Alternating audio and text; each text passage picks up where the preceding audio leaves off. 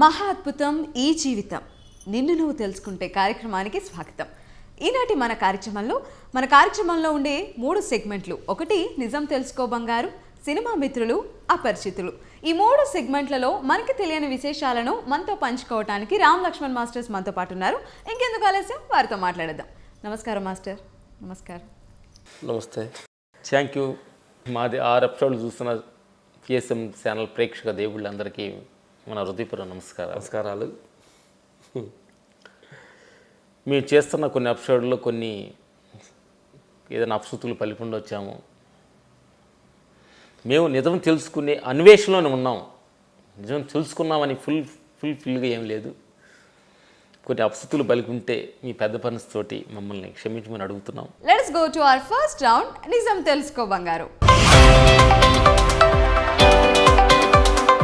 మరి నిజం తెలుసుకో బంగారులో నేను కూడా ఎప్పటి నుంచో అడగాలనుకుంటున్న విషయం ఏంటంటే, సినీ పరిశ్రమలో ఉండే వారికి ఇటు ఫ్యామిలీ లైఫ్ని అటు ప్రొఫెషనల్ లైఫ్ని బ్యాలెన్స్ చేసుకోవడం కష్టం అవుతుంది కదా, దాన్ని మీరు ఎలా బ్యాలెన్స్ చేసుకున్నారు, ఎలా అధిగమించారు? ఒక మంచి క్రిటికల్ క్వశ్చన్ ఈరోజు మంచి క్వశ్చన్ అడిగారు ప్రేక్షకులు కూడా. ఇది చాలా మందిలో జీవితాల్లో కూడా ఈరోజు సినిమా ప్రపంచంలో అందరి దగ్గర అందరు హీరోలతోటి, పెద్ద హీరోలతోటి, చిన్న హీరో కాడి నుంచి కూడా ఫుల్ బిజీగా ఒకరోజు కూడా ఖాళీ లేకుండా 1 ఇయర్ ఒకటి మా మేనేజర్ షెడ్యూల్ వేయటం జరుగుతుంది. దానిలో నుంచి ఫ్యామిలీలోకి ఎలా బ్యాలెన్సింగ్, ఫ్యామిలీ నుంచి ఈ ధ్యానంలోకి ఎలా బ్యాలెన్స్ చేస్తున్నాం అనే ఒక అద్భుతమైన క్వశ్చన్ అడగడం. 3 బ్యాలెన్స్లు, ఒకటి షూటింగ్ బ్యాలెన్స్, ఒకటి ఫ్యామిలీ బ్యాలెన్స్, రెండోది ధ్యానం బ్యాలెన్స్, ఆత్మ బ్యాలెన్స్ మనమేరు తెలుసుకోవాలి. ఇప్పుడు షూటింగ్ అనుకున్నాం అనుకోండి, ఫ్యామిలీ మళ్ళీ బ్యాలెన్స్ తప్పుతాం. సరే ఫ్యామిలీ అనుకున్నాం అనుకోండి, షూటింగ్ బ్యాలెన్స్ తప్పుతాం. సరే షూటింగ్ ఫ్యామిలీ అనుకున్నాం అనుకోండి, ఆత్మ పైన నేనెవరిని తెలుసుకుని బ్యాలెన్స్ తప్పుతా. కానీ ఉండదు కొన్ని రోజులే, మళ్ళీ సమయం లేదు మాకు.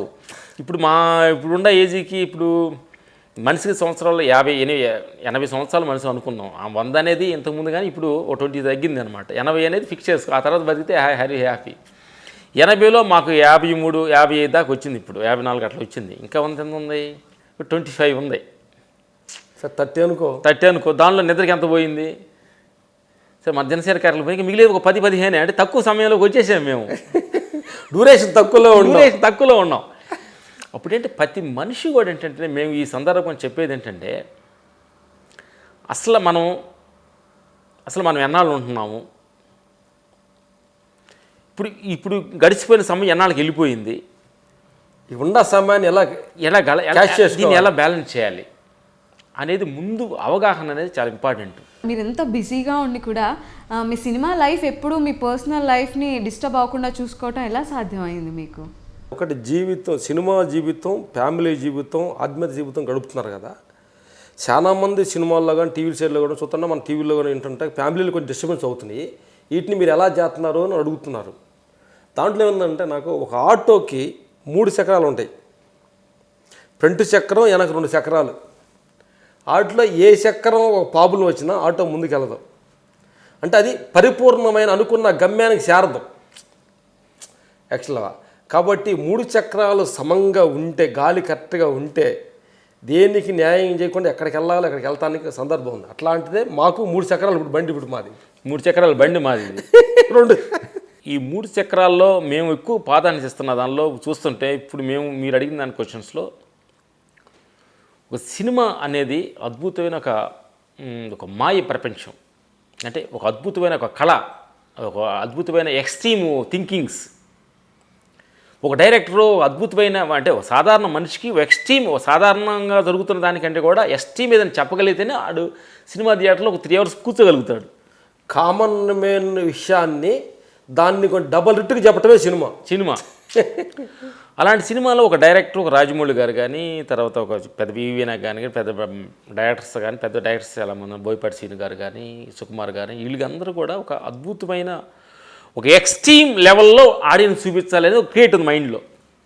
ఇప్పుడు దానిలో భాగంగా మేము 1 of పర్సన్ భాగస్వాములవి. ఫైట్ మాస్టర్ అంటే నలుగురు ఈ సినిమాలో ఎక్కువగా 5-6 ఇంపార్టెంట్ పర్సన్ ఏంటంటే, ఫస్ట్ నెంబర్ 1 డైరెక్టరు, కథకులు. ఆ తర్వాత సెకండ్ పార్ట్ మ్యూజిక్ డైరెక్టర్, సినిమాకి బ్యాక్గ్రౌండ్ స్కోరు, మ్యూజిక్ ఇవ్వటానికి. ఆ తర్వాత యాక్షన్ సినిమా అయితే ఫైట్ మాస్టర్స్, ఒక ఎమోషనల్ని తీసుకురావడానికి. ఆ తర్వాత డ్యాన్స్ మాస్టర్, ఆ తర్వాత ఆర్ట్ డైరెక్టర్, ఇట్లాగా టెక్నీషియన్స్ మా 24 క్యారెక్టర్స్ ఒక్కొక్క 5 నుంచి అలా దిగుతూ వస్తుంటాం. దానిలో నలుగురు అనే ఒక మెయిన్ టెక్నీషియన్స్లో మా పేరు కూడా ఒకటి ఉంది, ఫైట్ మాస్టర్ అనేది. ఒక సినిమాని ఎమోషనల్, ప్రతి మనిషి ఎమోషనల్ సినిమా ఈరోజు ఎమోషనల్ డ్రామాని క్రియేట్ చేయాలంటే దానికి మేము ఒక సమ్మలాగా మేము ఉండగలగాలి. ఇప్పుడు ఒక డైరెక్టరు ఎక్స్ట్రీమ్ ఆడియన్స్కి ఏదో చెప్పాలనుకున్న ఒక డైరెక్టర్కి మేము వెళ్ళి ఆయనకి తోడ్పడాలి, మేము కూడా ఎక్స్ట్రీమ్గా ఆయనకి ఇవ్వగలగాలి, ఎక్స్ట్రీమ్ ఆడియన్స్ ఇవ్వగలగాలి. దీనిలో కూడా మేము హోంవర్క్ ఏం చేస్తున్నామంటే వీటన్నిటికి ఇవ్వడానికి కారణం ఏంటంటే మెయిన్ ఎమోషనల్ ఒక డ్రామా మనకు క్రియేట్ అవ్వాలి. ఆడియన్స్ ఏమి ఎక్స్పెక్టేషన్ చేస్తున్నాడు, ఇంతకుముందు ఏం సినిమా ఇచ్చాం, ఇదేమేమి అవ్వటం అనేది అదే సినిమా వర్షన్, అది సినిమా వర్షను. దీన్ని ఎలా బ్యాలెన్స్ చేస్తున్నారంటే వీటన్నిటికీ మాకు చెప్పగలిగితే మళ్ళీ ఇటు నుంచి సినిమా నుంచి ఫ్యామిలీ నుంచి ఇటు ధ్యానంలోకి వస్తే ఈ ధ్యానమే ఈ రెండు బ్యాలెన్స్ చేస్తుందనేది మా అనుభవం వచ్చింది. అంటే ఇంతకుముందు మీరు ధ్యానం చేయకముందు కూడా సినిమాలు చేశారు కదా, ధ్యానం చేతి కూడా ఫ్యామిలీలు ఉన్నారు కదా, మరి ఇప్పుడు ఎందుకు చెబుతున్నారు అని అడగవచ్చు మీరు. క్వశ్చన్ అంటే ఇది కిటికల్ క్వశ్చన్ అనమాట. ఎందుకంటే అప్పుడు కూడా మేము సినిమాలు చేసాం ధ్యానం చేయకుండా, కొంచెం నాన్ వెజ్ తింటూ భౌతికవాదంలోకి ఎమోషనల్గా అయిపోయి సినిమా ఫ్యామిలీలోనే కొన్ని రోజులు ఉన్నాం. అసలు ధ్యానం అనే దానికి రాలా. ఎందుకంటే ధ్యానం కొంచెం తెలుసుకున్నాం కదా స్టార్టింగు. ధ్యానంకి వస్తే ఈ భౌతికవాదం అనే దానిలో వెనకబడిపోతామేమో, ఇప్పుడే కళ్ళు మూసుకొని ధ్యానం జ్ఞానం అంటే అనేది కూడా మాలో ఒక చిన్న అవగాహన వచ్చింది. దాన్ని పక్కన పెట్టేసాం. భౌతికం ఎదగాలనుకుంటున్నాం. ఎదగాలనుకున్నప్పుడు కొంచెం బ్యాలెన్స్ కూడా తప్పేం కూడా, బ్యాలెన్స్ తప్పేము, ఫ్యామిలీలో తప్పాము, ఇంకొక విషయం షూటింగ్లో తప్పాం. ఇంకొక విషయం ఏంటంటే చెప్పాల్సిందంటే గురుగారు, ఫ్యామిలీ లైఫ్లో కూడా ఒక హస్బెండ్ వైపు పెళ్లి చేసుకోగానే ఒక ఫ్యామిలీ నుంచి ఇడిపడిపోయి ఇండివిజువల్ లైఫ్ కొట్టలో కొంచెం స్వేచ్ఛ ఉంటుంది. కానీ మా జీవితం వచ్చేటప్పటికి మా జాయింట్ ఫ్యామిలీ ఇంకా ఎక్కువ బర్నింగ్. ఇప్పుడు ఒక వస్తువు మా భార్యకి నేను చీర కొనానంటే మా బెదర్ వైపు కొనాలి, మా బెదర్ వైపు కొనాలంటే మా అన్న వైపు కొనాలి, అన్న కొనాలి, అమ్మ కొనాలి. జాయింట్లో ఉన్నాం కదా, నా వైపుకి ఒక్క క్షణంగా చీర కొనిచ్చానంటే ఫ్యామిలీ మొత్తం సరిపడిపోదు. ఒక్క క్షణం, ఒక్క ఆవగింజంత తప్పు నేను కానీ మెజార్టీగా నా వైపుకి నేను ఇస్తే ఫ్యామిలీ మొత్తం డిస్టర్బెన్స్ అయిపోద్ది. అంటే సాధారణ ఫ్యామిలీలో కంటే కూడా మా ఫ్యామిలీ ఇంకా రిస్క్ అయిన సిచ్యువేషన్ మా జాయింట్ ఫ్యామిలీ. ఇది చాలా అసలు ఇంతకుముందు సినిమా గురించి అడిగాం కదా, ఈ ధ్యానం రాకముందు సినిమాలో మేము అంతకుముందు బాగానే అవార్డ్స్ వచ్చినాయి. కానీ మాలో ఆ లొకేషన్కి వెళ్ళిన తర్వాత పదటం, ఇది చేయలేందుకు ఆశ బాగానే వస్తుంది. కానీ మేము నెమ్మదిగా లేము. అవుట్పుట్ వచ్చింది, ఇప్పుడు ఎలా వచ్చిందో ఇంతకుముందు అవుట్పుట్ ఇచ్చాం ఆడియన్స్కి, కానీ మేము కోల్పోయాం. నిజం మేము ఆత్మలో ఉంటుంది చూడు, జీవాత్మ అనేది ఉన్న చోటు చాలా కోల్పోయాం. తర్వాత రెండోది ఏంటంటే, అప్పుడు ధ్యానానికి రాకముందు ఫ్యామిలీలో ఉన్నప్పుడు ఏదైతే లొకేషన్లో ఒక డిస్టర్బెన్స్ అయిపోయి మైండ్ కొంచెం కోపానికి భయానికి ఇది ఎలా వస్తుందన్నో కన్ఫ్యూజన్లో ఉన్న విషయాన్ని అది సేమ్ ఇంటికి మోసుకొచ్చేవాళ్ళు. ఇంటికి మెట్లెక్కుతున్నప్పుడే మా భార్య నన్ను ఈ ధ్యానానికి రాకముందు నేను మెట్లెక్కు సౌండ్ విన్నప్పుడే మా భార్య భయపడుతూ ఉండేది. నేను ఎక్కడ కోపడతానేమో, ఇది ఎందుకు పెట్టావు టక్కని అంటాం, నోటికి వచ్చిన మాట అంటాం. ఇకంటే నేను ఉండాక హాఫ్ అన్ అవర్ కూడా కొంచెం వాళ్ళతోటి షేర్ చేయలేకుండా ఉంటాం. అంటే ఫ్యామిలీలో డిస్టర్బెన్స్ అయ్యి ఇడిపోయే స్థితి రాలేదు, కానీ కూడా ప్రాబ్లం కూడా ఫేస్ చేసాం. ఏది చిన్న డిస్టర్బెన్స్ ఉన్నాయి. ఎందుకంటే వీటంటే కారణం అప్పుడు వస్తున్న సమయంలో డబ్బు వచ్చింది, పేరు వచ్చింది, కానీ ఈ ధ్యానం అనేదాన్ని యాడ్ అయినప్పుడు సేమ్ పని చేస్తున్నాం, సేమ్ ఫ్యామిలీతో ఉంటున్నాం, ఆనందంగా ఉంటున్నాం. అంటే దీనికి లింకు ఇటు తిరిగి వస్తే చాలా ఈజీగా అనిపించింది మాకు. అంటే ఇటు తిరగకుండా ఇటు వెళ్ళినప్పుడు సేమ్ పని చేసాము, చాలా డిస్టర్బెన్స్గా ఉన్నాం. నాకు బెదర్కి వారం నెల రోజులు జ్వరం వచ్చేది, ఇట్లా హాస్పిటల్కి వెళ్ళేవాడు, ట్యాబ్లెట్ వేసుకునేవాడు. నాకైతే సంవత్సరంలో అంటే 364లో 300 రోజులు జ్వరం ఉండేది. అంటే నాకు ఒకే డాక్టర్ టాబ్లెట్ ఏం తగ్గేది, మరి ఏ డాక్టర్ తగ్గేది కాదు. ఆ డాక్టర్ రకరకాలైన టెస్ట్ చేసేవాడు, ఎందుకు జ్వరం వస్తుందో తెలిసేది కాదు. ఈ ధ్యానంలోకి వచ్చి నాకు అంత అర్థం అయిపోయిందంటే దాని టెన్షన్ జ్వరం కాదు, నాలో ఉన్న ఒక ఏకలత. అంటే మనసుని నిరంతరం ఘర్షణకు గురి చేసినందువల్ల జ్వరంగా మారుతుంది. అది చిన్న మన డిస్టర్బెన్స్ అయ్యింది. అంటే అట్లాంటి ప్రాబ్లం చాలా రోజులు ఫేస్ చేసాం. ఇంట్లో కూడా మా భార్యలతోటి కానీ మా ఇంట్లో వాళ్ళు అన్నగారులతో కూడా ఆ కోపాన్ని తీసుకొచ్చి ఇంటికి మోసుకొచ్చి ఇంట్లో కొంచెం డిస్టర్బెన్స్ చేసి అయ్యింది. కాబట్టి అంటే వీటన్నిటికీ ముందు ఉండాలంటే ధ్యానానికి రాకముందు ఒక సత్యం ఏంటంటే బట్ మాలో ఉండేది ఏంటంటే ధర్మం అనేది ఎప్పుడు మాలో పట్టుకుంటూ ఉండేది. అదే మమ్మల్ని డిస్టర్బెన్స్ కాపాడింది కొంచెం. అంటే ఏంటి ఎన్ని వచ్చినా కానీ మా భార్యకి నేను మతసాక్షిగా మా భార్య ఒక మాలు ఫ్యామిలీస్ చెప్తున్నప్పుడు నేను చెవులో దూది పెట్టుకుని పండుకున్న రోజులు ఉంది మతసాక్షిగా. అంటే ఆ ఫ్యామిలీ విన్నావు అనుకోండి, దాన్ని ఏం న్యాయం చేస్తావు నువ్వు? అంటే బాధ నేను పడుకోపోయాను ఆవిడ చెప్పుద్ది మా ఇంట్లో విషయాలని, మీ తమ్ముడు అన్నట్టు అన్నారు, మీ తమ్ముడు ఎట్టను, మీ మా మరదట్టు అన్న అని చెప్తున్నప్పుడు దీనికి నేను రియాక్ట్ అవ్వటం అవ్వలేకని చెవులో దూది పెట్టుకొని అంటూ నిద్రపోయేవాడిని. అంటే ఏంటి వీటన్నిటికంటే ఎట్లాంటి దేశభావం రాకుండా అంటే ధర్మం. బట్ ఎంత భారీ చెబుతున్నా కానీ దీనికి నేను నెగిటివ్ తీసుకోకూడదు, దీన్ని వన్ సైడ్ నేను డైవర్షన్ అవ్వకూడదు అనే సత్యాన్ని ధర్మ మార్గాన్ని పట్టుకుంటూ వచ్చినందువల్ల అది బ్యాలెన్స్ అది వచ్చింది. ఆ పట్టుకుంటూ వచ్చి ధ్యానాన్ని కరెక్ట్ చేసిన తర్వాత బ్యాలెన్స్ అయింది. నీకు అదే డిస్టర్బెన్స్ ఏమైపోయిందంటే ఇంకో చిన్న విషయంలో 2 విషయాలు తెలుసుకోవాలి. ఎప్పుడైతే నాతోటి సమమానంగా నా భార్య కూడా ఏదో ఉంది, ఆవిడ జాబులోనో డబ్బు పూర్వకంగా నాకంటే కొంచెం అందమైన నా లెవెల్లో అందంగానో ఉంది.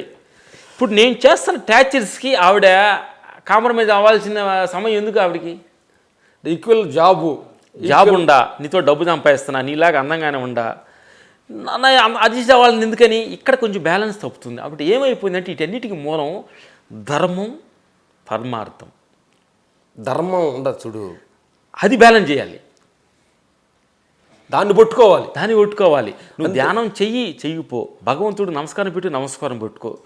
ధర్మం అనేది ఒకటి ఉంది చూడు, ధర్మ చక్రం అంటే ఆ చక్రం మీద కరెక్ట్గా నడవగలగాలి. నేను భర్త మీద ఎక్కువ సంపాదించవచ్చు, భార్య నాకంటే ఇంట్లోనే హౌస్ వైఫ్గా ఉండొచ్చు, సంపాదించడానికి హీనంగా ఉండొచ్చు, కానీ ఆవిడ నీతో సమమానమే, నీతో సమభాగమే. ఆవిడ యాల్యూషన్ ఇవ్వాలి.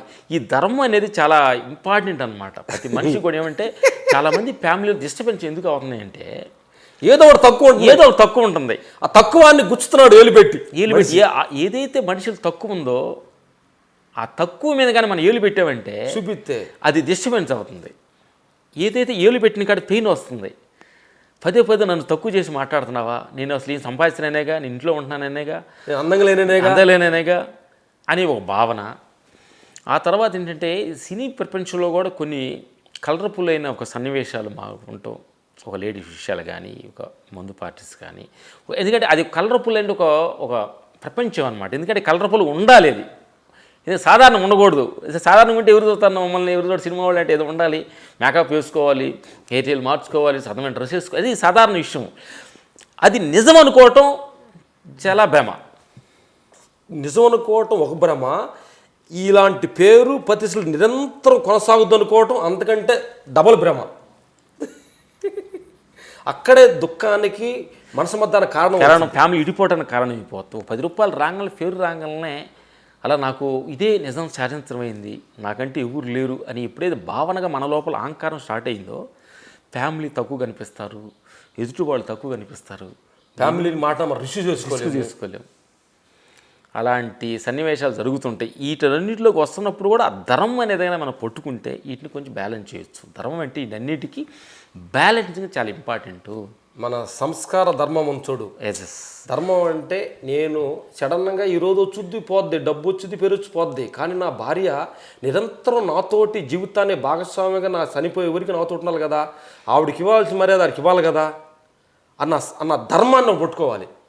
తర్వాత ఒక లేడీస్ సపోజ్ ఒక అతనికి ఏదన్నా అతని జాబులకు తక్కువ ఉండొచ్చు, ఆవిడ సంపాదన ఎక్కువ ఉండొచ్చు, కానీ ఎన్ని సంపాదన నాకు ఎక్కువ ఏముండగా నాకు హస్బెండే కదా, నేను ఆయన మాటకి అనుసరించి నడుచుకోవాలన్న ధర్మాన్ని ఆవిడ పుట్టుకుంటే దీనికి మనసమద్దలు రావడానికి సోర్స్ లేదు. కాబట్టి ఎవరు ధర్మం వాళ్ళు అనుసరితం మొదలు పెడితే ఫ్యామిలీల్లో కలహాలు మనసమద్దలు ఉండవనేది మేము ఈ అనుభవపూర్వకంగా చెప్తుంది. ఇది ఎంతవరకు కరెక్ట్ అనేది మాకు అర్థమైతే లేదు. కానీ మాకంటే కూడా ఏంటంటే మా వైపుల దగ్గర ఉన్న గొప్పతనం ఏంటంటే వాళ్ళు ధర్మం అంటే భగవంతుడు తత్వంలో బాగా నిమగ్నై ఉంటారు. ప్రతి మనిషి భగవంతుడు తత్వంలో కానీ మనం ఉంటే ఎలాంటి ప్రాబ్లం కూడా ఫేస్ చేయొచ్చు. ఎలాంటి ప్రాబ్లం వచ్చినా మనం తీసుకోవచ్చు. ఎలాంటిది వచ్చినా కానీ ఒక దుఃఖాన్ని మన దగ్గర పెట్టుకొని మంచిని పంచవచ్చు. బట్ ఆ పాయింట్ అనేది ఉండాలి. Connecting the God. అదని కనెక్ట్ అవ్వాలి మనిషి. ఇప్పుడు మా వైపులో కూడా ఏంటంటే మాకంటే కూడా మేము కూడా వాళ్ళు కూడా భగవంతుడి చిత్తంలో ఉంటారు. కాబట్టి భగవంతుడు వాళ్ళు ఏమనుకున్నారంటే వాళ్ళు అనుకున్నారు లేదు చెప్తున్నా. వాళ్ళు ఏమనుకున్నారనేది ఒక నా ఊహించి చెప్తున్నా. ఏదో భగవంతుడు ఇద్దరు కవలపిల్లలకు పుట్టించారు, ఇద్దరు ఒకే రకం డ్రెస్ వేస్తున్నాడు, జనం సంతోషపడుతున్నారు. ఇక మన ఇద్దరం కొట్టుకొని వీళ్ళిద్దరు డిస్టర్బ్ అనుకుంటే వాళ్ళు అందరిని అట్లా పానీయాలంటే ఒక జాగ్రత్త చేశారు అని అనుకున్నా. వాళ్ళు అనుకుని ఉండొచ్చేమో అని. ఇవేంటి మ్యాక్సిమం మేము కూడా వాళ్ళని మీ ఫంక్షన్స్లో కానీ వాళ్ళని మీరు చూసి ఉండరు. అసలు మా వైపులు అనే వాళ్ళు టీవీ ముందు లేరు, ఎక్కడ తీసుకురావన్నమాట. ఎందుకు వాళ్ళు రాడంటే ఎక్కడికి వెళ్ళి మీద కలిసి వెళ్తున్నాం. పార్టీ ఎక్కడికి ఫంక్షన్స్ కానీ ఎక్కడికి వెళ్ళినా వాళ్ళు అసలు మా తోటి రారు. వాళ్ళు ఇది త్యాగం చేశారు. వాళ్ళు మా మధ్యలోకి వచ్చింది అనుకోండి, నీకు దూరం అయినట్టేగా. అంటే మమ్మల్ని దూరం చేసి తెలుసుకోవాలా. ఈ సందర్భంగా మా వైపుల గురించి అడిగారు కాబట్టి వాళ్ళకి ఈ సందర్భం మేము మనస్ఫూర్తిగా 2 చేతులు దండం పెట్టాలి. మనం ఎంత బ్యాలెన్స్ ఉన్నా కానీ అవతల బ్యాలెన్స్ ఎప్పుడు అనుకోండి మనం తప్పుతాం బ్యాలెన్స్. అందుకని మన బ్యాలెన్స్ని ఆపోజిట్ బోర్డు బ్యాలెన్స్ చేయగలిగితేనే నీ బ్యాలెన్స్ స్టడీగా ఉన్నట్టు. ఇప్పుడు రామ్ లక్ష్మణ్ అనేవాళ్ళు ఇద్దరు కలిసి బ్యాలెన్స్గా ఉన్నారంటే మా చుట్టూ ఎన్విరాన్మెంట్ బ్యాలెన్స్గా ఉంది. మా ఫ్యామిలీ మా ఫ్యామిలీ మా వైపులు వాళ్ళు కూడా ఈ భగవంతుడి మార్గంలో వెళ్తాం. వాళ్ళు కొన్ని చేకరపై చేశారు మా కోసం. ఇది కూడా అంటే నేను చెప్పేది ఏంటంటే 10 మందికి మనం ఒక ఆదర్శపరంగా 10 మందికి మన మాట ఎవరికైనా ఒక జీవితాన్ని మార్చాలంటే కొన్ని మనం త్యాగం చేసుకోవాలి. పురాణాలు చెప్తే పెళ్లి చేసుకున్న వాళ్ళు ఎవరు కలిసి ఉన్నవాళ్ళు లేరు, చెప్పిన విడిపోతారన్నారు. ఇప్పుడు మాకు 25 సంవత్సరాలు పెళ్ళి అయింది. మా అన్నకి పెళ్ళి అయ్యి 45 సంవత్సరాలు అయింది. అంటే 25 సంవత్సరాల వాటికి నెట్టుకొచ్చామంటే ఆవిడ ఇంకో 25 సమస్య కాదు ఇది. అంటే స్టార్టింగ్ ఫోర్స్ తగ్గిపోయింది, ఎమోషనల్ తగ్గిపోయింది, నాన్న భావన తగ్గిపోయింది. ఇక్కడ పెద్ద బాధపడాల్సిన అవసరం లేదు. ఏదైతే ఒక కొట్లాటకి కోపాలు ఉండే వయసు మొత్తం దిగిపోయిన ఏముంటుంది అనేది. ఇప్పుడు నెక్స్ట్ పిల్లలు చదువులు, ఆ తర్వాత వాళ్ళు భావంతో, అందుకని పెద్దగా డిఫరెంట్ అనేది కూడా మేము కూడా ఏం చేసుకున్నామంటే ఫ్యామిలీలో కూడా కొన్ని కండిషన్స్ కూడా మేము కూడా కొన్ని చెప్పడం జరిగింది. కూడా ఫ్యామిలీ రావడానికి కూడా వస్తాయి, దాని ముందుగానే మనం ఎలా జాగ్రత్తలు తీసుకోవాలి. మా ఫ్యామిలీకి ఏంటంటే మేము ఫ్యామిలీ బిల్ అంతా ఓ నెల ఎంత ఖర్చు వస్తుంది, 10,000 15,000 కాల్కులేషన్. సంవత్సరానికి గవర్నమెంట్ జాబ్ ఎలా ఇంక్లూడ్ చేస్తారు అట్లా మీకు సంవత్సరానికి నెలకి ఇంత అమౌంట్, సంవత్సరానికి ఇంత ఇంక్రీజ్, ఇంతేది మీ బర్త్డేకి ఇంత. మీ ఒక బర్త్డే కార్డు వస్తే 2 3 మీ చీరకి, దాన్ని మమ్మల్ని అడగరు. అంటే దీన్ని కూడా ఏంటంటే ప్రాబ్లం రాకుండా రావంటే దానికి కొంచెం ముందుగానే మనం ఓవర్ఫుల్ చేయగలగాలి. అప్పుడు మీ సొంత వాళ్ళు మీ రిలేషన్ వచ్చినా ఎవరు వచ్చినా ఈ 15,000 రూపాయల ఫ్యామిలీలోనే వాళ్ళు మొత్తం ఫుడ్ కానీ ఏం కానీ వాళ్ళు చూసుకోవాలి. తర్వాత ఇంకోటి మా పండగకి ఇంత అమౌంట్, బర్త్డేకి ఇంత అమౌంట్. ఒకటి పాయింట్ ఏంటంటే మనం చెప్పాల్సింది, మా ఇంట్లో కూడా ఏంటంటే మేము ఏదైతే సూచించి దాన్ని తీసుకోవాలి. సడన్గా మనం ఇక్కడ కూర్చున్నాం, ఏదో బట్టలు అమ్మటానికి వచ్చారు, తీసుకుంటానికి లేదు. ఇప్పుడు కాకుండా ఫుడ్స్ వచ్చి తీసుకోమన్నాడు, తీసుకుంటానికి లేదు. ఏదైతే ప్రోగ్రామ్స్లో ఉందో దాన్నే వాడాలి. ఓ బట్టల షాప్కి వెళ్ళావు, నువ్వు ఒక 10,000 రూపాయలు బట్టలు కొనుక్కున్నావు, అక్కడికి చూడంగానే 15,000 రూపాయల చీర ఒకటి కనిపించింది. కాకుండా ఫోన్ చేసి ఏమంటే 15,000 రూపాయలు చాలా భలే ఉందండి, నేను తీసుకుంటానంటే లేదు, తీసుకోదలుచుకుంటే నువ్వు తీసుకో, నాకు సంబంధం లేదు, ఇష్టం. బడ్జెట్ నీకేం 10,000 రూపాయలు ఫిక్స్ అయ్యాక అదే నీ అకౌంట్. మా ఇంట్లో ఏమంటే అప్పుడు ఏంటంటే మా ప్రోగ్రామ్ అనేవాళ్ళు అనుసరించలేదా, బ్యాలెన్సింగ్ చేశారా లేదా. ఏమంటే ఒక ఫైట్ మాస్టర్సే మిమ్మల్ని చూస్తే జనం ఓ అంటున్నారు, 10,000 రూపాయలు చీర ఏంటంటే 15,000 రూపాయలు చీర కట్టుకునే కెపాసిటీ నాకు ఉంది అని అనుకుని ఆశపడటం లేదు. అందుకని అది అమౌంట్ని మేము ఎక్కువగా హెల్ప్ పోచరుస్తాం. కానీ కొంతమందికి డొనేషన్, అనాథులకు కానీ ముసలి వాళ్ళకి కానీ ఇట్లా రూపంగా మేము దీన్ని అమౌంట్ డొనేషన్ జరుగుతుంది. ఎందుకంటే ఈ దేహానికి రూపాయలు చీర కట్టావా, 25,000 రూపాయలు ఎంత కట్టినా ఏంటి, 25,000 రూపాయలు చీర కట్టినా నీకు 50,000 చీర అడుగుద్ది. 50,000 రూపాయలు చీర కొనుక్కొచ్చామనుకోండి, 1,00,000 రూపాయలు అడుగుతుంది. దీనికి లిమిట్ లేదండి అనే సత్యాన్ని మేము వాళ్ళు చెప్పడం జరిగింది. వాళ్ళు అనుసరించి ఇలా వెళ్తుంది, ఇంతవరకు ఏం ప్రాబ్లం రాలేదు. ఒక కొట్టులాట కానీ, మా భార్యను కొట్టి వాళ్ళని పుట్టింటికి వెళ్ళి కానీ, వాళ్ళ అమ్మోళ్ళు ఏంటి మా పిల్లని ఎందుకు కొట్టావయ్యా, నువ్వు మా పిల్లని ఎందుకు ఇబ్బంది పెట్టావయ్యా అని ఈరోజు అడిగింది లేదు. ఏదన్నా ఉంటే మా వైపు వాళ్ళ అమ్మా నాన్నోళ్ళు మాకు సపోర్టే, వాళ్ళని కూతుర్లే తిడుతుంటారు.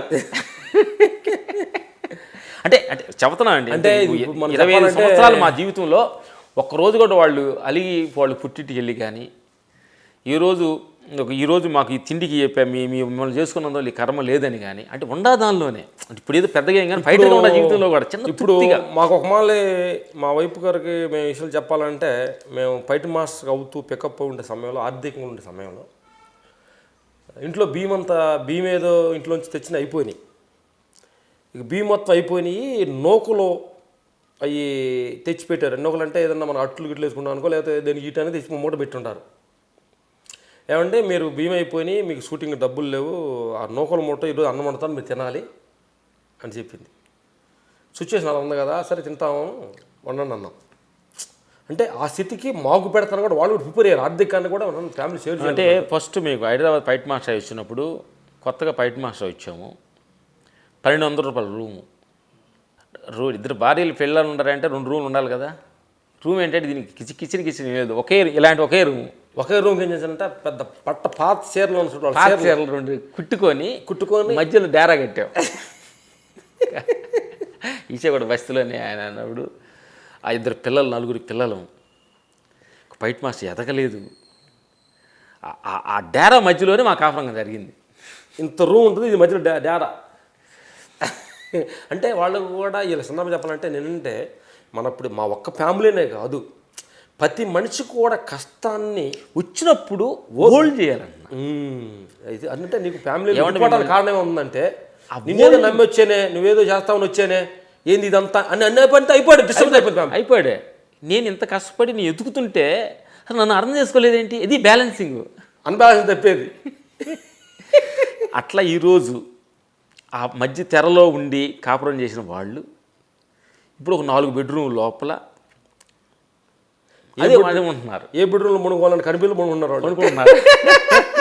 అంటే అక్కడ ఓల్డ్ చేయబట్టి మనం కూడా సంసారంలో కూడా ఏంటంటే, ఈ సందర్భం చెప్పాలని అంటే, ఒడుదుడుకులు, అసమర్థనలు, మనసు చిమ్మెతులు, ఆర్థికలు, ఆరోగ్యాలు అనేది కామన్ థింగ్. ఆ సమయంలో మనం ఓల్డ్ చేయగలిగితే, భగవంతుడు సత్యాన్ని పట్టుకుంటే కంపల్సరీగా జీవితం నీకు మంచి ఉన్నతమైన జీవితం ఉందనేది నేను వస్తుంది.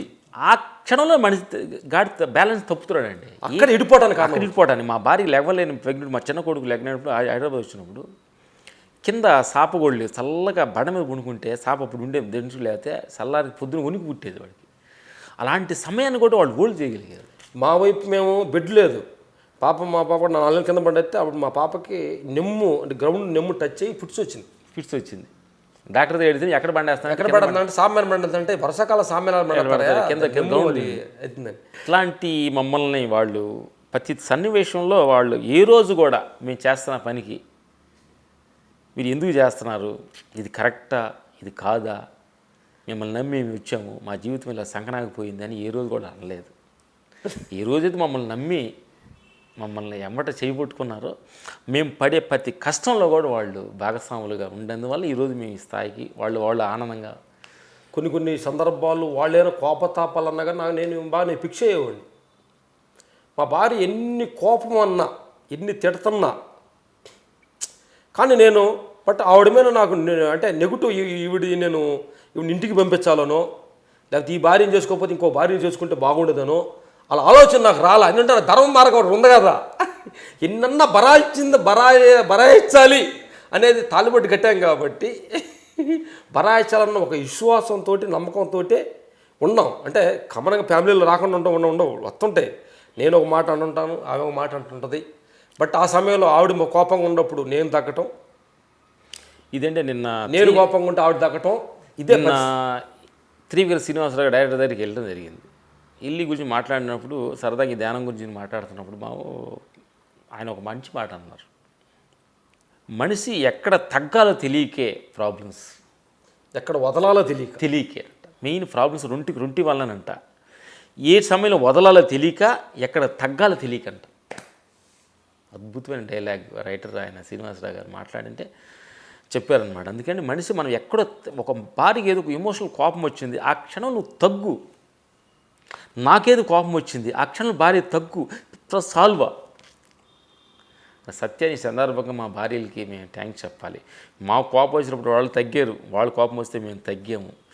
తగ్గటం అంటే ఈ తగ్గే కాడే బ్యాలెన్సింగ్, తగ్గటమే ధర్మతత్వం, తగ్గటమే మనిషి తగ్గితేనే ధర్మం.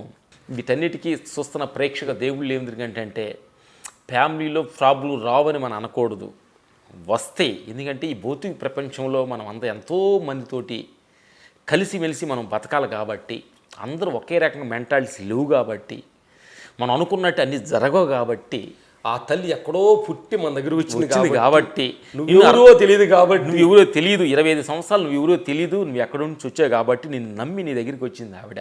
నేను అర్థం చేసుకోవడానికి కొంచెం సమయం కావాలి, ఆ సమయం ఆవిడకి ఇవ్వాలి. నేను అనుకోగలే, నేను చేసుకోగలే, నేను ఎన్ని అర్థం చేసుకొని ఆవిడ నిన్ను అర్థం చేసుకొని నేను చెప్పాలని అంత రూల్స్ లేదు. అందుకని వీటన్నిటికీ ఏంటంటే ధర్మం, పేషెన్సీ. భార్యకి ఇచ్చే ధర్మం భార్యకి ఇవ్వు, భర్తకిచ్చే ధర్మం భర్తకిచ్చే పని అయితే ఈ ఫ్యామిలీలు సక్రంగా ఉంటాయి. డబ్బు పేరు ప్రతిష్టలు అనేది ఇది అనిత్యమైంది, ఒక సముద్ర అలలాంటిది, వచ్చిపోయేది తప్ప వాటిని చూసి నువ్వు మోసపోయి ఫ్యామిలీని డిస్టర్బెన్స్ చేసుకోవద్దని ఈ సందర్భం ప్రేక్షక దేవుళ్ళంతా మీకు చెప్పడం జరుగుతుంది. ఇది అనిత్యమైంది, క్షణికమైంది. బట్ ఈ సందర్భం ఏంటంటే వీటన్నిటికి కూడా మాకు ఈ ధ్యానానికి రాకముందు కొంచెం ఒడిదుడుకులు, అప్ అండ్ డౌన్స్ ఇలాంటి చాలా ఉన్నాయి. కానీ ధ్యాన మార్గంకి వచ్చిన తర్వాత అవి మొత్తం కుదిటిపడి రోడ్డు సాబీగా అవటం మొదలుపెట్టింది. కాబట్టి ధ్యానం చేసి సత్యాన్ని నువ్వు కానీ పట్టుకుంటే ఎలాంటి పాపులను కూడా నీకు చిన్న పాపులు కాకూడదు అనేది ఈ సందర్భంగా చెప్తున్నాను. మా వైడు నిన్న మా వైఫ్ ఒక మంచి మైండ్ చెప్పింది. ఒక మనిషి దగ్గర నడుచుకోవడం ఎలా అంటే, మనిషి నేను కోపడ్డా, నీ దగ్గర 3 చేసగలు నేను తెలుసుకున్నాను అన్నది. ఏం తెలుసుకున్నాను? నేను కోపడ్డా. ఆయన కోపడ్డాళ్లే ఎందుకులే అని నేను సైలెన్స్కునేది ఒక స్థితి అంట. తర్వాత కోపడిన రెండో స్థితి, కోపడిన దానికి తెలుసుకొని సారీ చెప్పడం రెండో స్థితి. కోపడినా, నువ్వు వలిగినా, నువ్వు చీయన్న పావన్న ఆవిడ ప్రేమగా మాట్లాడేది ఇది లాస్ట్ స్థితి అంట. నువ్వేమన్నా, నువ్వు తిట్టు, నువ్వు కోప్పడు, నువ్వు వద్దు, నా దగ్గర రావా, బెడ్ మీద రావా, నువ్వు నా మొహం చూపిస్తా అన్నా కానీ నీ దగ్గరికి వచ్చి నవ్వుతూ పదే ఆ కోపాన్ని తగ్గించి మాట్లాడగట్టే లాస్ట్ క్లైమాక్స్ స్థితి అంట. ఈ 3 స్థితుల్లో నుంచి లాస్ట్ స్థితికి వచ్చే పని అయితే ప్రాబ్లం సాల్వ్ ఉండదని నాకు అర్థమైంది. కాబట్టి మనిషి 3 స్థితుల్లో ఉండాలి, ఫ్యామిలీస్ ఆనందంగా ఉండాలనేది ఈ సందర్భంగా చెబుతున్నాం. థ్యాంక్స్ మాస్టర్, నాది ఒక చిన్న రిక్వెస్ట్. అది మీ లైఫ్లో మీకు ఇంత సపోర్ట్ చేసిన మీ భార్యలకి ఈ సందర్భంగా పిఎంసి ఛానల్ తరపున చిన్న థ్యాంక్స్ చెప్పండి. మా వైపు అన్నపూర్ణ ఈ సందర్భంగా అంటే నేను ఈ కోపతాపాలకి వాళ్ళు ఎంతో పేషెన్స్ తోటి ఓల్డ్ చేసినందుకు, మా ఇద్దరిని ఇలా కలిసి నడపడానికి అవకాశం ఇచ్చినందుకు ఈ సందర్భంగా థ్యాంక్స్ చెప్తున్నాం మా అన్నపూర్ణ గారికి. మా వైఫ్ పేరు మేరీ కుమారి. ఆవిడ నేను బయట వచ్చిన కోపాన్ని అప్పుడప్పుడు ఆవిడ మీద కొన్ని అప్లై చేయడం జరిగింది. అంటే కొట్టి ఇంటికి పంపించి అంత సేంది కాదు, కానీ కొంచెం తిట్టడం కూడా జరిగేది. కఠినంగా మాట్లాడి వాడి ఉన్నాం. వాటన్నింటి ఫేస్గా సహనంగా ఉండి మా తల్లిదండ్రులని కానీ, మా అన్న ఫ్యామిలీని కానీ, మా రిలేషన్స్ని, మేము ఈ బీజీలో మా రిలేషన్ పెద్ద పట్టించుకోము, వీళ్ళిద్దరూ మా రిలేషన్స్ని బాగా మెయింటైన్ చేస్తూ మా మంచితనాన్ని ముందుకు తీసుకెళ్తూ కలిసికట్టుగా ఉండటానికి ముందుకు వచ్చిన మా వైపుకి ఈ సందర్భంగా థ్యాంక్స్ చెబుతున్నాం. సో చూసారు కదా, నిజం తెలుసుకో బంగారులో రామ్ లక్ష్మణ్ మాస్టర్స్ వాళ్ళ నిజ జీవితంలో సినీ లైఫ్ని అటు పర్సనల్ లైఫ్ని ఎలా బ్యాలెన్స్ చేసుకున్నారు. So let us go to our second round, cinema మిత్రులు. సో మాస్టర్స్, సినిమా మిత్రుల్లో మనం ఇప్పటివరకు మాట్లాడుకుంటూ ఉన్నాం ప్రతి ఎపిసోడ్లో తెలుగు ఇండస్ట్రీలో ఉండే మీ సినిమా మిత్రుల గురించి. కానీ ఇప్పుడు తమిళ్లో మీరు ఎన్ని సినిమాలు చేశారో, ఎలాంటి సినిమాలు చేశారో, అలానే తమిళ ఇండస్ట్రీలో మీకుండే సినిమా మిత్రుల గురించి కొంచెం వివరించండి. ఈరోజు తమిళ ఇండస్ట్రీ గురించి, తమిళనాడు కాదు తాయ్నాడు, కాకినాడ అంటే అమ్మ భూమి. సినిమా ఇండస్ట్రీకి ఒక తల్లి లాంటిది తమిళనాడు అంటే. ఎందుకంటే ఇంతకుముందు మనకి అందరూ కూడా అక్కడ తమిళనాడు వెళ్ళి అందరూ ఫస్ట్ సినిమా అనేది ఉండేది. తెలుగు ఇండస్ట్రీ తమిళ్లో ఉండేది, కర్ణాటక ఇండస్ట్రీ తమిళ్లో ఉండేది, మలయాళం ఇండస్ట్రీ తమిళ్లో ఉండేది, అంత కలకత్తా కూడా తమిళ్లో ఉండేది. అందరూ అక్కడ మేము తమిళనాడుకి వెళ్తే మలయాళం తమిళ్ పుడి తినేవాళ్ళు, కర్ణాటక పోతే టోటల్ స్టూడియో మొత్తం రెండో పుడి వస్తుంది. అందుకని తమిళనాడుగా తాయినాడు సినిమాకి ఒక అమ్మ లాంటిది. ఈ సందర్భంగా మీరు అడగటం జరిగింది కాబట్టి సినీ ప్రపంచంలో మాకు మంచి అనుపూరకమైన ముగ్గురు ఈరోజు లేటెస్ట్గా తమిళనాడు ఏలుతున్న ఒక సూపర్ స్టార్స్ ముగ్గురు. ఒకటి రజనీకాంత్, రెండోది అజిత్, మూడోది విజయ్. వీళ్ళు లేటెస్ట్గా ఫామ్లోకి వెళ్ళి యూత్ను బాగా కనెక్ట్ చేసుకొని ఒక మంచి ఉన్న స్థానానికి వెళ్తున్న కమల్ హాసన్ గారు. నలుగురు తమిళ్లో మంచి మెయిన్ స్థానంలో ఉన్నారు ఇప్పుడు. వీళ్ళు నలుగురితోటి మాకు చాలా అనుబంధం ఉంది. నవ్వుకునే విషయాలు కూడా కొన్ని ఉన్నాయి. రజనీకాంత్ గారిని మేము 3 స్టేజీలుగా ఆయన కలవడం జరిగింది మా జీవితంలో. ఈ సినిమా 20-30 సంవత్సరాలు మా సినిమా జీవితంలో 3 విధాలుగా రజనీకాంత్ని మేము చూడటం జరిగింది మా చితిగతులను బట్టి. ఒక స్టేజీ ఒక 20-30 మంది ఫైటర్స్ గ్రూప్లో ఉన్న పర్సన్గా మేము ఆయన కలవడం జరిగింది. ఏ సినిమా? అన్నామలై, భాష, ఫస్ట్ సినిమా మాపళ్ళై. ఫస్ట్ మేము అది తెలుగులో మన చిరంజీవి అనే చేశారు సినిమా. ఏది? అత్తకేముడు అమ్మాయి మొగుడు అనే సినిమా తమిళ్లో గీతార్ట్స్. ఆయన రజనీకాంత్ గారు అదే క్యారెక్టర్ చేశాడు. దానిలో ఫైట్ మాస్టర్ రాజు మాస్టర్ గారు, మేము ఫైటర్స్ని, రజనీకాంత్ హీరో గారు. దానిలో ఫైటర్స్. అది ఒకనకల్లో షూటింగ్. ఫస్ట్ ఆయనతోటి మేము షూట్ చేయటం షూటింగ్కి మేము కలవటం. అప్పుడు ఒక ఫైటర్గా ఆయన దగ్గరికి అంత దూరంగా మేము వెళ్ళలేకపోయాం. దూరంగా చూసి వాళ్ళు దెబ్బ కొడితే వెళ్ళిపోయాడు. ఆ స్థితిగతుల్లో ఒక ఫస్ట్ స్టేజ్ ఎక్కువ ఎడంగా ఉండి ఆయన మనోభావాలను మేము గమనిస్తూ ఉండేవాడు. ఒక్కడే సంపరేట్ కూర్చునేవాడు, బుక్ చదువుతూ ఉండేవాడు. ఇవి చిన్న మనిషి వచ్చిన కప్పక లేచి నమస్కారం పెడతాడు. ఇదేంటి మేము అనుకునేవాడు, ఒక రజనీకాంత్ సూపర్ స్టార్ కదా ఆయన. సాధారణ ఒక డైరెక్టర్ ఒక మేకప్ నెలంగా నమస్కారం సార్ అని లిగుతున్నాడు ఏంటి ఈయన. అప్పుడు అతనిలో సంథింగ్ అనేది మాలో ఒక మైండ్లో వెంటాడిపడింది. ఏంటి ఇప్పుడు మనం ఒక డైరెక్టర్ వచ్చినప్పుడు లేకపోతే ఇంకొక పెద్ద మనిషి వచ్చినప్పుడు లేచి నమస్కారం పెడతాం, సంస్కారం అది. కాబట్టి ఒక టీ బాయ్ ఎవరు వచ్చి నమస్కారం సార్ అనగా లేచి నమస్కారం పెడతాడు ఆయన. అప్పుడు మేము స్టార్టింగ్లో ఆయన ఇదేంటి ఒక మనిషి జీవితం కూడా ఇంత బ్యాలెన్స్ చేయొచ్చా, పెద్ద చిన్న అనే బ్యాలెన్స్ని కూడా ఈయన మనసులోని ఒకే లెవెల్కి చూస్తాను అనేది మాకు అప్పుడే ఒక బీజం పడింది. ఇది ఫస్ట్ స్టేజ్. రెండో స్టేజీ ఫైటర్స్ నుంచి 30-40 మంది ఫైటర్లో చేసేవాళ్ళని ఒళేపాల్ అనే సినిమాకి రజనీకాంత్ గారితో సోలో ఫైట్ మాకు అవకాశం వచ్చింది. అంటే ఆ మ్యాన్ టు మ్యాన్ మేము ఫైటింగ్. అప్పుడు కొంచెం దగ్గరికి వెళ్ళాం. అప్పుడు ఆయన్ని మమ్మల్ని చూసి చాలా ఆశ్చర్యపడిపోయి ఇద్దరు ఒకే రకంగా ఒకే బాడీ ఒకే స్టైల్ చూసి వాహన స్టూడియోలో ఫైట్ సోలో ఫైట్ ఆయనతోటి సెకండ్ స్టేజ్. ఇప్పుడు ఫస్ట్ మాపళ్ళ సినిమాకి దెబ్బ కొడితే వెళ్ళాలి. మేము క్యారెక్టరైజ్ దాంట్లో ఒక డైలాగ్ ఉంది, డే కాసు కొడుతూ పోరా రజనీకాంత్ ఏంటంటే ఒక ఫ్యాక్టరీలో పని చేస్తూ ఉంటారు. రజనీకాంత్ కూడా ఫ్యాక్టరీలో పని చేస్తుంటాడు.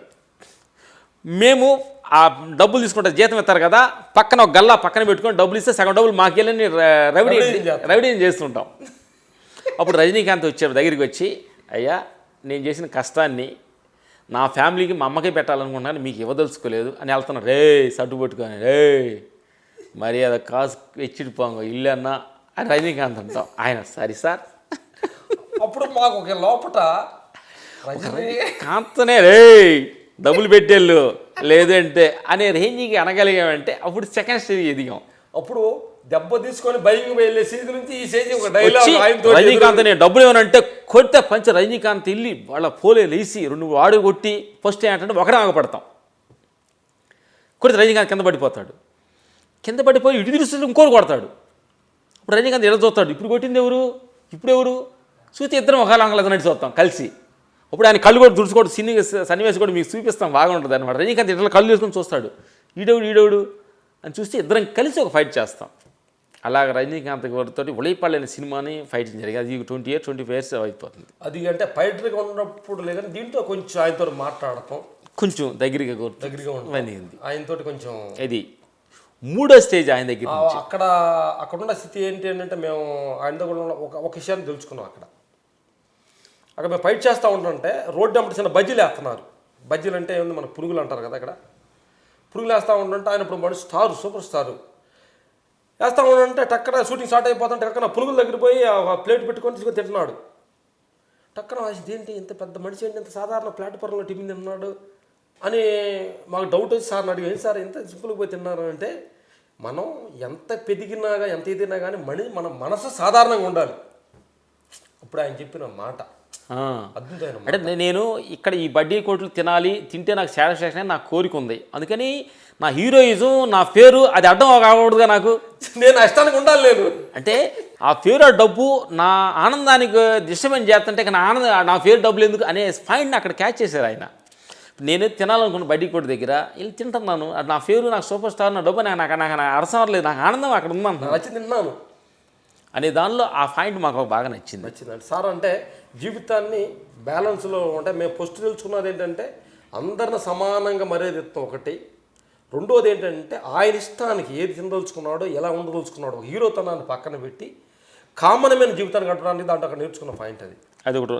3 స్టేజ్లు తెలుసుకున్నాం. ఈ 2వ స్టేజ్లో 3వ స్టేజ్ ఇప్పుడు లేటెస్ట్గా 19th పోయిన సంవత్సరంలో మేము దర్బార్ అని షూటింగ్ చేసినప్పుడు వెళ్ళినప్పుడు బాంబేలో ఫస్ట్ టైం కలవడం జరిగింది. ఆయన్ని కలవడంలో చూశాడు, మనం ఉల్లిపల్లి ఫైట్ చేశాం కదా, అప్పుడు బాగుండాలి మీరు గుర్తుపెట్టుకున్నాడు.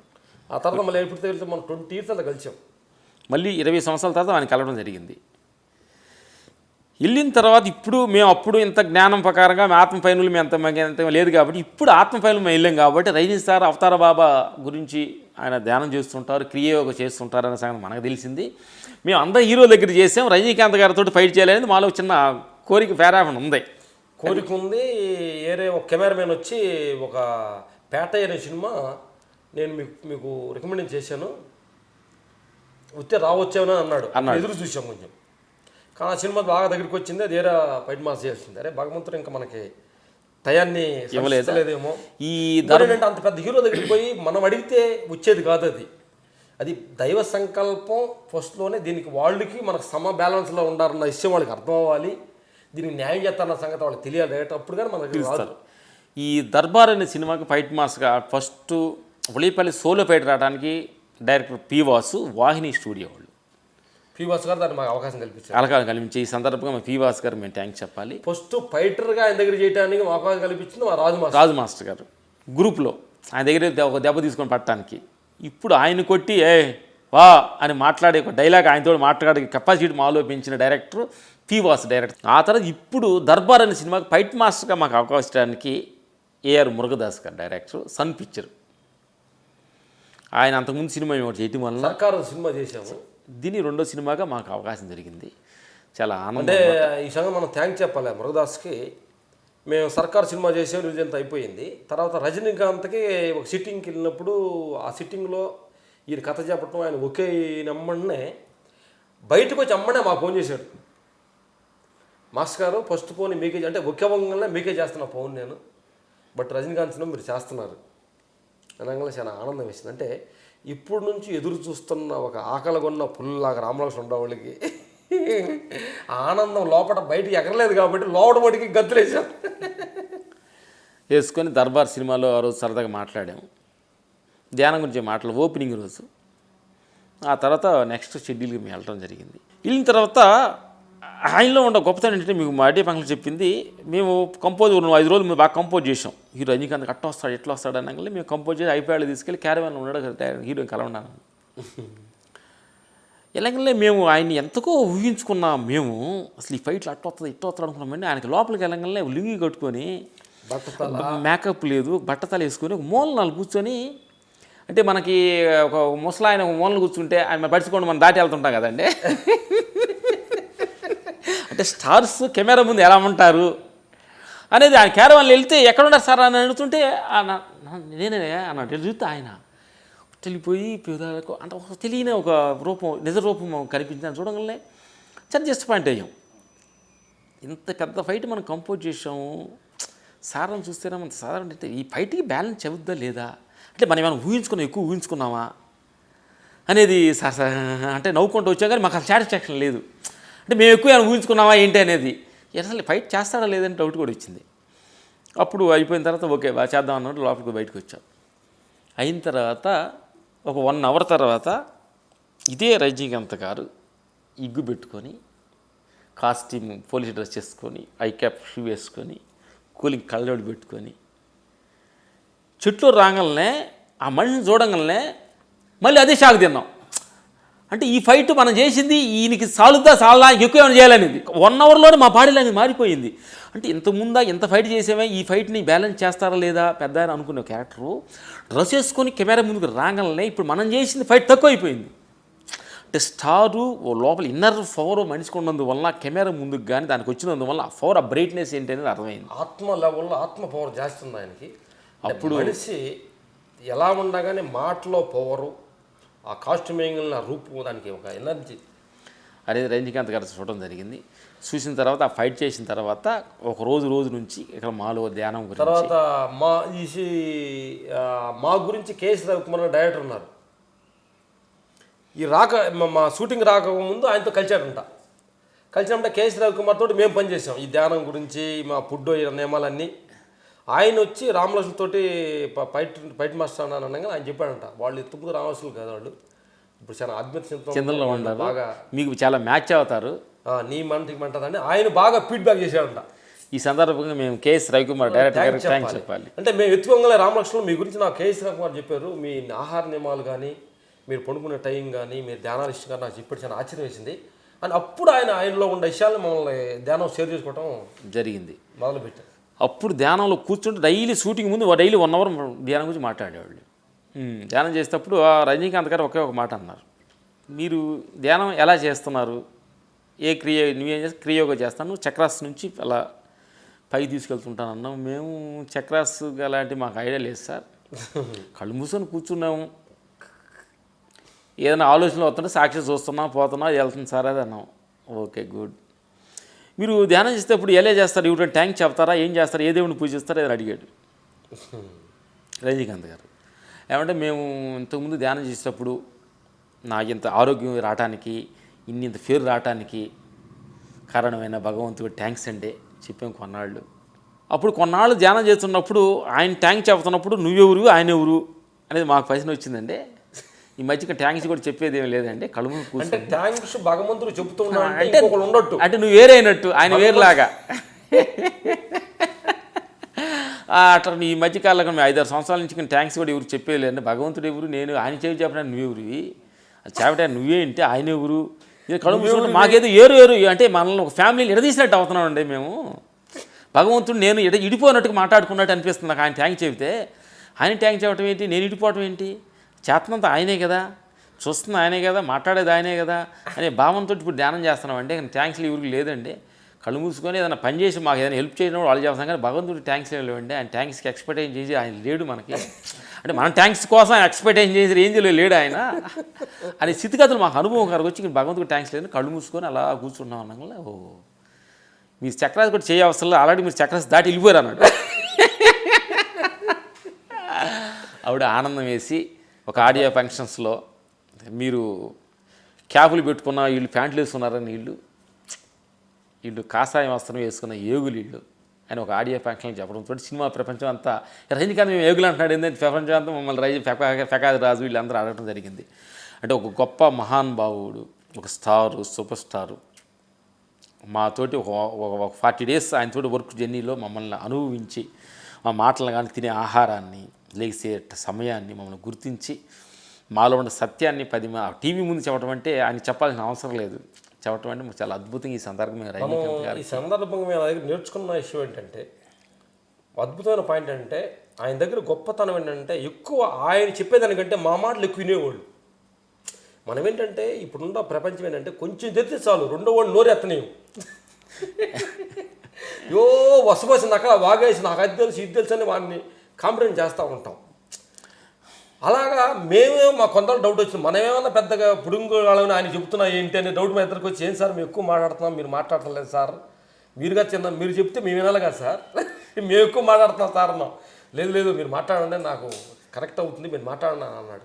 సంతోషం వేసింది. అంటే అది పర్మిషన్ తీసుకుని మాట్లాడాలి వేరే విషయం. బట్ ఆ విషయంలో మనం గ్రేట్గా ఒప్పుకోవాలన్నమాట. మన నిజమైన జ్ఞాని ఎక్కువ మాట్లాడకంటే ఎంత ఉంటాడనే సంగతి అర్థమైంది ఆ రోజు మాకు. ఆయన అద్భుతమైన మాలాంటి విడివిడి జ్ఞానాలు ఎక్కువ మాట్లాడతారని మాకు అర్థమైంది. తర్వాత ఇంకొకటి ఒక సత్యమని తెలుసుకున్నానంటే, మానవుడు మహాత్ముడైతే, జీవుడు దేవుడైతే ఎట్లాంటి గుణాలు ఉంటాయి, జీవుడు ఆత్మల పరిపూర్ణం చెందితే ఎలా ఉంటాయో ఆయనలో కొన్ని మేము చూసాం. మనం మానవుడు, ఆయన మానవుడే. కానీ మానవుడు మహాత్ముడుగా ఆ గుణాలను పులిపుల్చుకుంటే ఏముంటాయి అనేది చూస్తుంటే, ఆయన నవ్వుతుంటే ఉంటుంది చూడు, ఒక తేజస్సు అంటే భగవంతుడే ఆ నోట్లో నుంచి మన నవ్వులు ఒక మనల్ని దుఃఖంలో ఉండే ఆ నవ్వు నిన్నమాట దుఃఖంలో కూడా కరిగిపోయేలా ఉంటుంది నవ్వు ఆయన. ఎస్, ఆ మాటలో ఒక చిన్న బేస్. తర్వాత ఆయన మాట్లాడే విధానంలో ప్రేమ తత్వం ఉంటుంది చూడు. ఆ ప్రేమ ఏంటంటే కఠినంగా మాట్లాడాలనుకుని వచ్చినప్పుడు కూడా ఆయన మాట్లాడే మాటకి కఠినమైన మాట డిజాల్వ్ అయిపోతుంది. కొట్టాలని వచ్చినప్పుడు కూడా ఆయన మాట్లాడితే 2 చేతులు దండం పెట్టాల్సిందే. అంత ప్రేమపూర్వకంగా మాట్లాడాలి. ప్రేమ ఆ ఫేజ్లో తేజస్సు.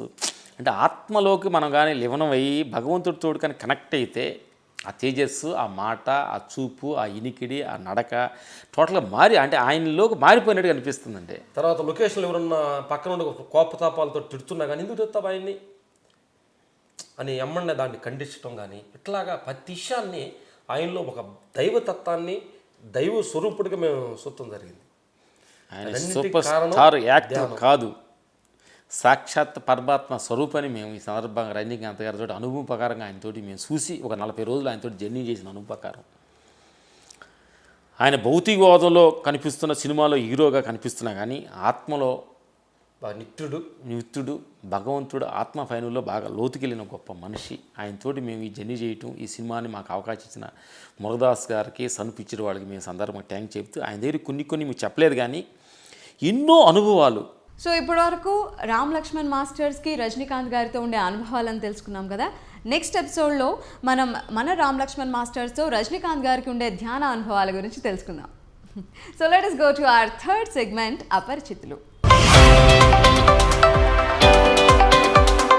మాస్టర్స్, మరి మీరు కాలేజెస్లోను అలానే పిరమిడ్ సెంటర్స్లోను కూడా స్పీచెస్ ఇస్తూ ఉంటారు కదా, ధ్యానం గురించి, ధ్యాన అనుభవాల గురించి. మరి అలా మీరు స్పీచెస్ ఇచ్చినప్పుడు అక్కడ ఉండే ఆడియన్స్లో మీకు క్వశ్చన్స్ వస్తూ ఉంటాయి, అనుకోకుండా స్టూడెంట్స్ నుంచి కూడా కొన్ని అనుకోని క్వశ్చన్స్ వస్తూ ఉంటాయి. సో అలాంటి సందర్భాల్లో మీరు కొత్తగా ఆ అపరిచితుల నుంచి నేర్చుకున్నది ఏమన్నా ఉందా? మాకు ఈ సత్సంగాలు చెప్పేటప్పుడు ఈ ధ్యాన మిత్రులతో మాట్లాడతాం, ధైర్యంగా మాడతాం. ఈ కాలేజీకి యూత్తోకి వెళ్ళినప్పుడు చాలా భయం వేస్తుంది మాకు. వాళ్ళు చాలా షార్ప్గా ఉంటారు. వాళ్ళు అంటే కొంచెం ధ్యానం ఏంటంటే వాళ్ళు ఏదో కొంచెం పాపం ఫైట్ మాస్టర్లో ఏదో ధ్యానం అని చెప్పదంటారు కాబట్టి చిన్న అడిగి వాళ్ళు సేమ్ చేయకూడదు అన్న ఉద్దేశం కొంచెం ఉండొచ్చాము. ఒక యూత్ స్టూడెంట్కి అవన్నీ అక్కర్లేదు, అతనికి వాళ్ళకి ఫ్రాంక్గా ఉంటాడు, ఏం కావాలో అడిగేస్తాడు. ఫస్ట్ మమ్మల్ని అడుగుతారు, సార్ మీకు మీ ఏ హీరోని వస్తారు సార్ అంటాడు. మేము ఇప్పుడు డీటెయిల్స్ చెప్పేది మాకు ఒక గొప్ప హీరోని వస్తారు, ఆయనే భగవంతుడు హీరో అయినా. అలాగే ఏంటంటే సినిమా స్టూడెంట్స్ దగ్గర ఏంటంటే ఒకళ్ళు పవన్ కళ్యాణ్ సార్ ఫ్యాన్స్ ఉంటారు, వాళ్ళు మహేష్ బాబు ఫ్యాన్స్ ఉంటారు, ఈతులని ఒకళ్ళు ఎన్టీఆర్ ఫ్యాన్స్ ఉంటారు, రామ్ చరణ్ ఫ్యాన్స్ ఉంటారు, అల్లు అర్జున్ ఫ్యాన్స్ ఉంటారు. ఇప్పుడు ఒక పవన్ కళ్యాణ్ గురించి బాగా చెప్పాను అనుకోండి, ఎన్టీఆర్ ఫ్యాన్స్ వాడు లిగుతాడు, వాడు సార్ మా హీరో తక్కువ ఏంటి సార్ అంటాడు. చదువుతుంటే మాకు వాళ్ళ దృష్టితో భయం ఏంటి, ఇదే విషయం. ఎందుకనంటే దీనిలో కూడా అంటే ఈ ఈత కూడా మమ్మల్ని కొన్నిసార్లు మీ జీవితంలో మీరు అసలు ఏం చదువుకోలేదు అంటున్నారు, బాగా మమ్మల్ని మనసు కరిగించిన చాలా విషయం ఉంది. మీరు ఏం చదువుకోలేదు అంటున్నారు, మీకు ల్యాప్టాప్ ఆపరేట్ తెలియదు అంటున్నారు, ఇంగ్లీష్ తెలియదు అంటున్నారు. అసలు ఇంత పెద్ద హీరోలతోటి ఇంత అద్భుతమైన ఫైట్లు ఎలా చేస్తున్నారని అడిగాడు ఒక క్వశ్చన్ కుర్రోడు. దానికి అద్భుతంగా మేము సమాధానం చెప్పాల్సిన బాధ్యత మాకు ఉంది. అప్పుడు ఆ సందర్భంగా మేము యువతలకు చెప్పబోయేది ఏంటంటే, ఈ సందర్భంగా మేము గురి పెట్టిన వాడే గురువు.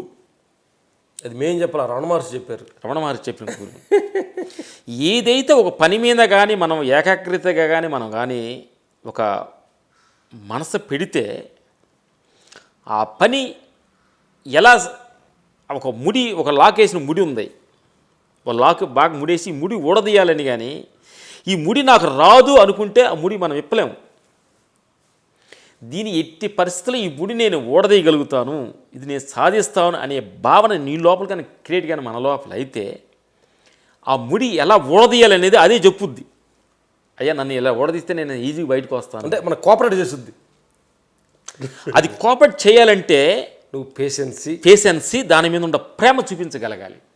దాని నుంచి పారిపోకూడదు, భయపడకూడదు. ఇప్పుడు ఒక చదువు ఉంది, ఆ చదువుని మీద నువ్వు నిజంగా ప్రేమిస్తే ఆ చదువు ఎలా అనేది అది మనకు నేర్పుద్ది.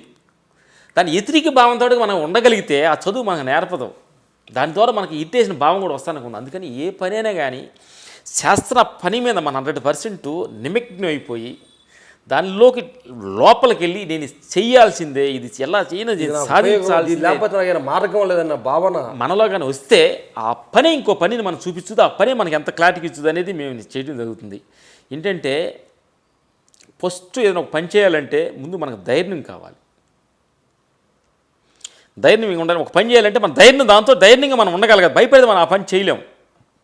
ధైర్యం కావాలంటే ప్రతి మనిషి యువకులు కూడా చెప్పబోయేది ఏంటంటే, ఈ సందర్భంగా ఈరోజు మేము ఊర్లో నుంచి కానీ ఈరోజు ఈ స్టేజ్కి కూడా నువ్వు ఈ పని చెయ్యయ్యా అని చెప్పిన రోజు మాకు అలా చెబితే అంటే పని మీద నాకు బాధ్యత లేదా, నువ్వు చెబితే నేను చెయ్యాలా అనేది మా లోపల ఒక చిన్న గుచ్చుకుంటుంది. అంటే పని నువ్వు చెబితే చేసే రేజీకి నేను ఉన్నానంటే ఆ పని మీద నాకు ఇంట్రెస్ట్ లేనట్టేగా, అంటే ఆ పని నాకు సంబంధం లేనట్టేగా. అప్పటి నుంచి కూడా ఈరోజు కూడా మనస్ఫూర్తిగా నేను గర్వంగా చెప్పేది అంటే, మా అమ్మ వాళ్ళు కానీ మా నాన్న వాళ్ళు కానీ షూటింగ్ వాళ్ళు కానీ ఈ పని నువ్వు వెళ్ళి చెయ్యి అని చెప్పుకోవడం లేదు. దానికి మూల సూత్రం మెయిన్ సూత్రం ఊర్లో గడ్డి కోసుకొచ్చే కాడ నుంచి కానీ, గేదెలు కాసే కాడ నుంచి కానీ, పొలం కుప్పలేసే కాడ నుంచి కానీ చెబితే అసలు మేము చాలా ఇరిటేషన్. అంటే ఇది కూడా ఈరోజు చదువుకునే స్టూడెంట్ కానీ అయ్యి మీరు చదువుకోండి, మీ జీవితం బాగుపడండి అంటే మన జీవితం మనకి కొంచెం మనకు తెలియనట్టేగా, అర్థం కానట్టే కదా. అందుకని మన జీవితాన్ని మనము డిజైన్ ముందు చేసుకోవాలి, ఎంజాయ్ చేయాలి. మేము కోతలు కోసే కాడ కుప్పలు కోసే కాడ నుంచి కూడా ఏంటంటే 2 ఉదాహరణలు ఏంటంటే, స్కూల్కి వెళ్ళే పిల్లల కంటే 2 తీసుకుందాం. స్కూల్ కంటే పిల్లల టీచర్ కంటే వారియర్ గురువు వచ్చిన తర్వాత నువ్వు వెళ్ళే పని అయితే ఆ రోజంతా గురువుని చూసి భయపడుతూ ఉండాలి. అలాగే అందరూ వచ్చిన తర్వాత శిష్యుడు ఒక హాఫ్ అన్ అవర్, గురువు ఒక హాఫ్ అన్ అవర్ లేటుగా వచ్చాడు అనుకోండి, ఈ పిల్లలందరూ చూసి ఆయన భయపడాలి. అంటే నేనే లేటుగా వచ్చినట్టు వాళ్ళని అలసగా తీసుకుంటారని. ఇప్పుడు తర్వాత తల్లి కంటే పిల్లడు ముందు లేచినటువంటి తల్లి భయపడుద్ది.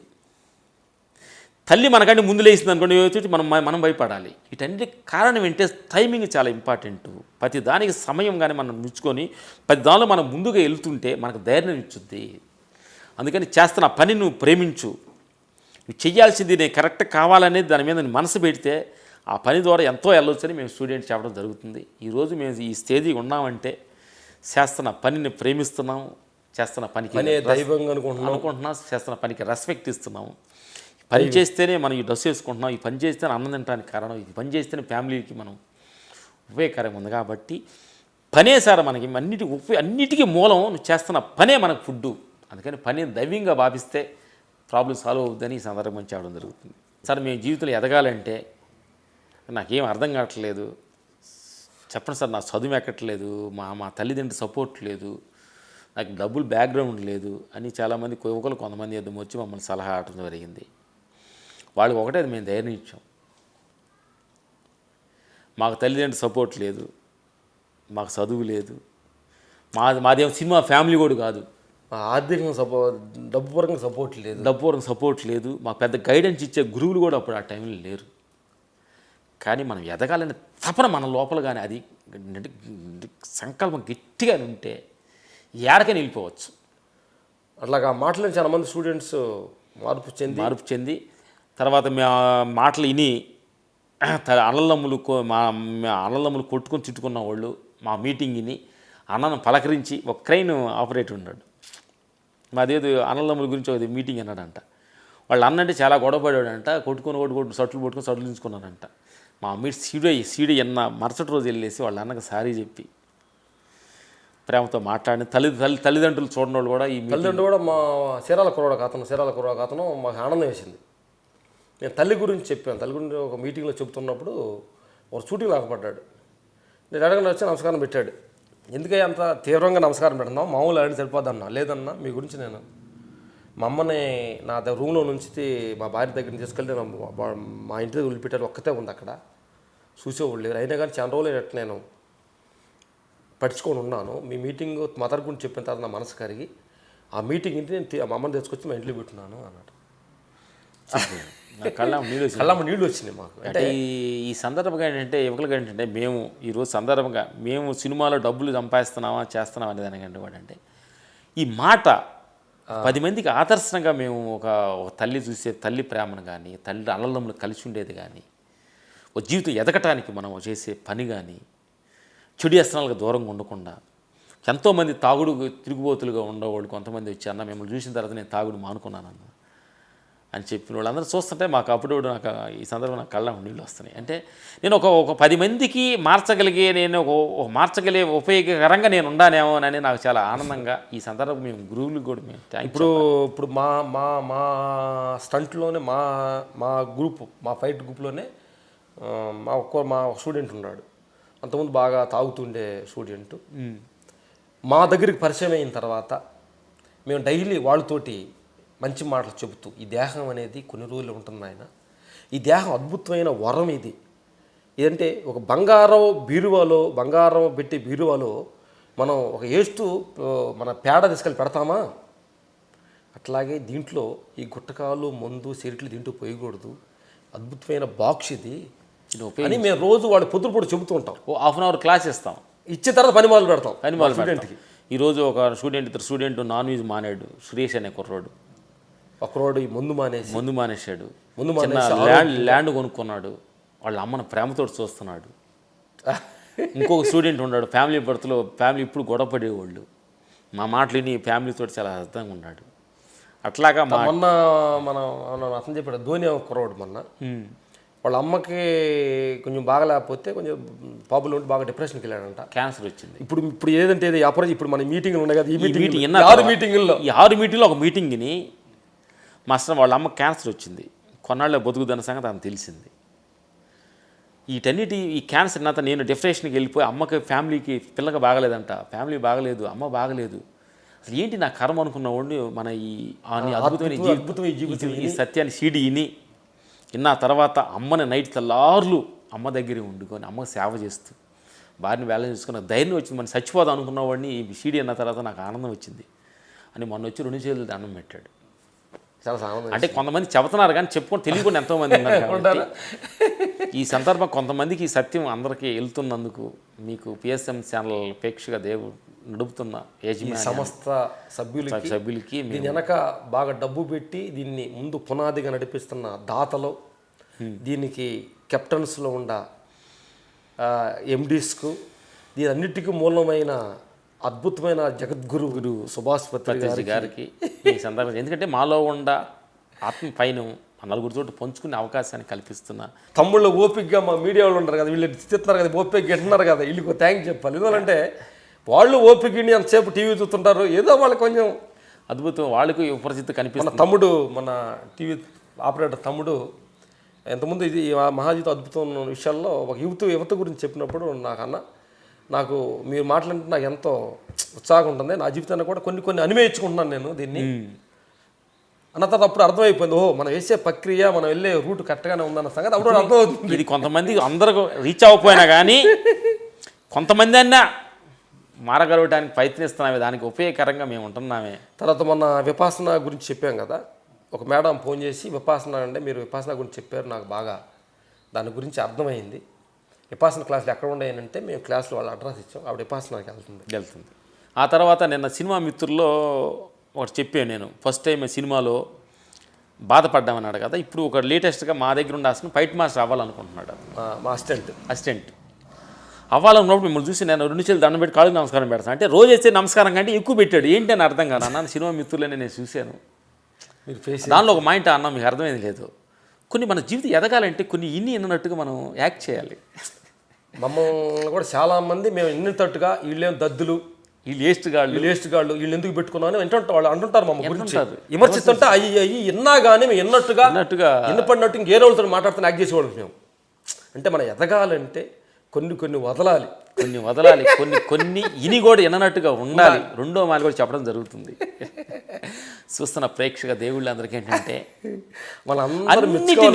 అన్ని నేను చెప్పాల్సింది ఏంటంటే ఈ చెడపులు అన్నిటినీ ముందు తెచ్చుకొని వాడట్ట అన్నాడు, వీడిట్ అన్నాడు, ఎట్టెందుకు ఎన్నిటిని ఈ పంచాయతీలు తీరటం మన జీవితం సంకనాగిపోతుందండి.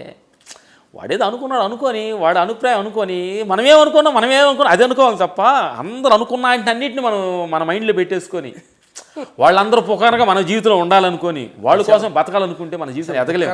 అసలు అంటే జీవితాన్ని నడుచుకోలేము. కాబట్టి కొన్ని వదలాలి, కొన్ని తగ్గాలి. తిరిగి చెప్పాను, కొన్ని ఎన్నట్టుగా ఉండాలి. చూసారు కదా, ఇది ఇవాల్టి మహా అద్భుతం ఈ జీవితం నిన్ను నువ్వు తెలుసుకుంటే కార్యక్రమం. మరొక ఎపిసోడ్లో మళ్ళీ కలుసుకుందాం. అంతవరకు సెలవు, నమస్కారం.